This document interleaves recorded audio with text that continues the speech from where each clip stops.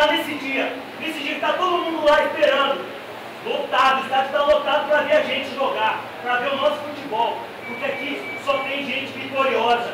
Eu estou feliz para estar no meio desse grupo. Esse grupo é vitorioso e vai chegar longe.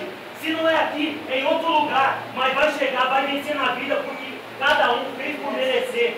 Então, determinação, vontade, garra, é tudo isso que a gente precisa hoje para conseguir essa vitória.